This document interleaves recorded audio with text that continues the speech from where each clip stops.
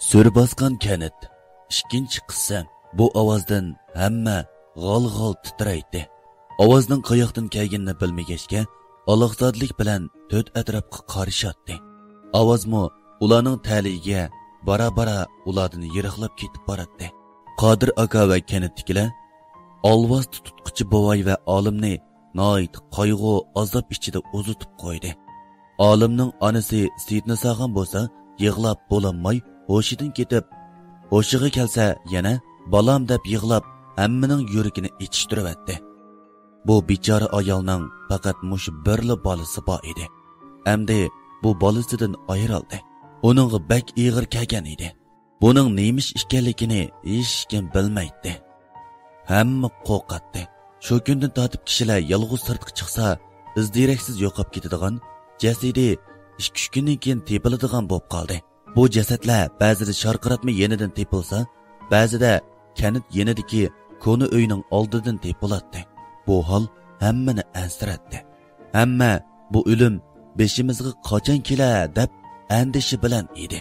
O'limni kutishning o'zila bularga yetkichi azob edi. Qodir akaning o'g'li bundoq ketivasi bo'lmaydiganligini tushundi va kanitiga yaqin og'illarni yig'di. U bundoq o'limni kutishdan tavakkul qilib yiqishni afzal ko'rgan edi. Uning tavakkul qilishiga Qodir aka rozilik berdi. U o'g'li menish oldida uningga bir toshni tutqizdi. O'g'lim, buni bo'yningga esib ol. Bu seni qo'g'daydi. Buning qanday siri borligini bilmayman, lekin elib olgan lozim bo'ladi, dedi.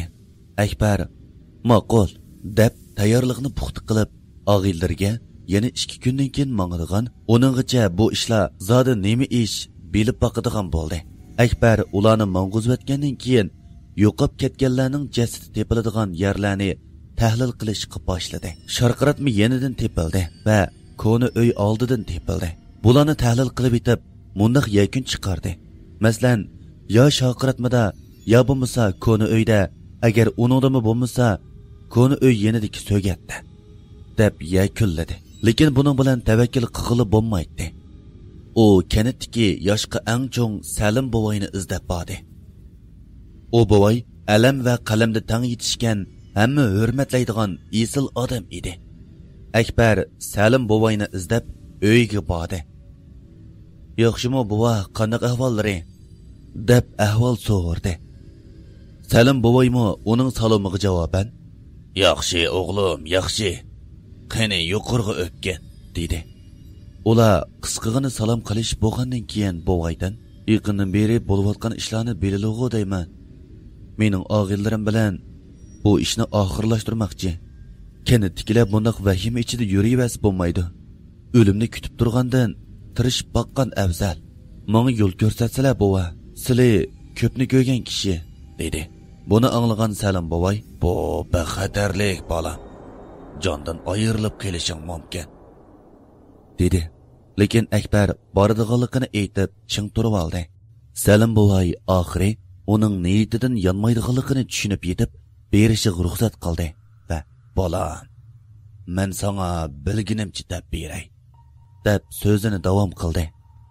Qaramoqqa u bagli azoblanib ketgandek turadi. U birni ig'ir tinib olgandan keyin hikoyasini boshladi. 20 yil ilgari bu kanit hozir qidimmi obod, hozir qidimmi go'zal. Kishilar boy-boyoshat turmush kechiradi. Lekin kanitdikilarning bir qitimli xatoligi bu fojianing kip chiqishiga sababchi bo'ldi, deb ig'ir ustindi va "Kanit yenidagi koni uyni bilamsan?" deb so'radi. Bu gaplarni anglab turgan Akbar bovoyning gapini ittikirak boshlanishni umid qilib darholla, "Shundoq bilaman bova. Ajab, u uyni tilga ep qoldilig'u", deb yondirib so'radi. Salim bovoy ig'ir ohangda, "Shundoq bolam. Bu ishlar shu uy bilan munosabatlik", dedi. Buni anglagan Akbarning ochiqi keldi. Chunki kanitda shunchavala ish bo'lib ketkichi biladigan turib, bir ig'izmi tinmag'inni uning ochiqini keltirgan edi.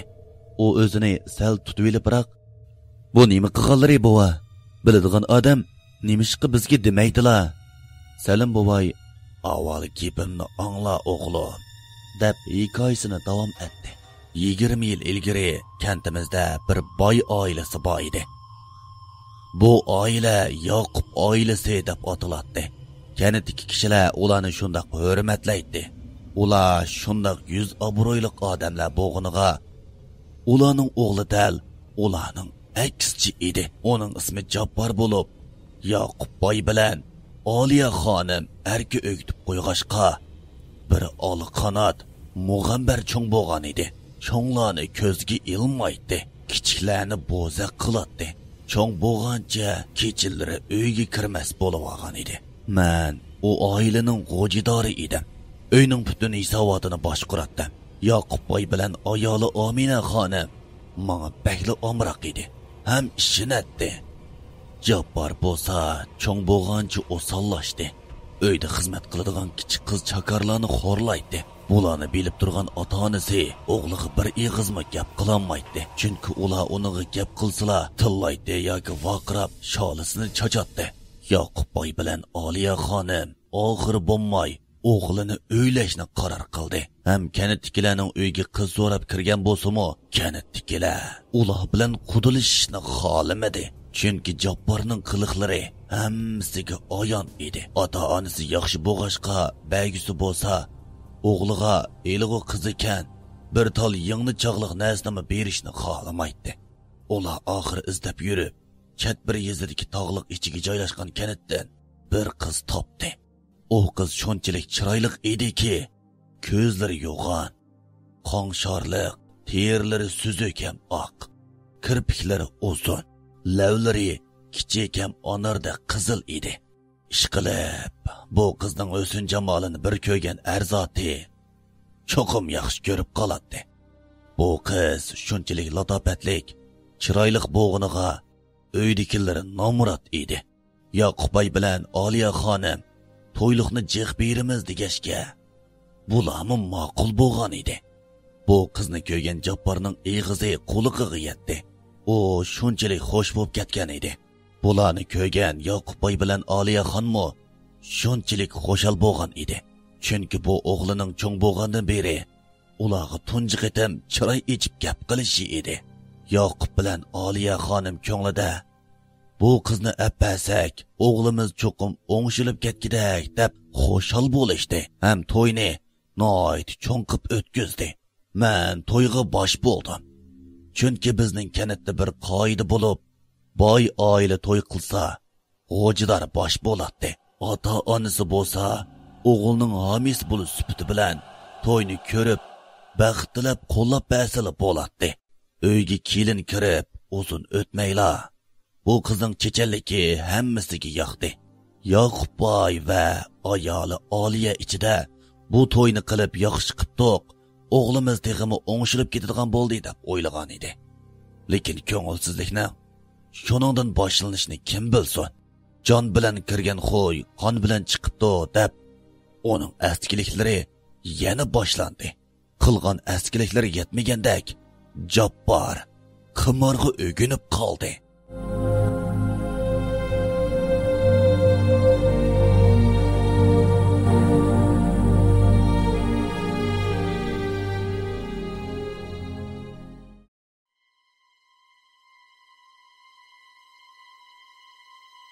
Aziz anglag'uvchilar, vahimalik asar Surbosqon kanitning 2-qismi mush yerda tamomlandi. Yoqtirib anglag'ininglarga rahmat.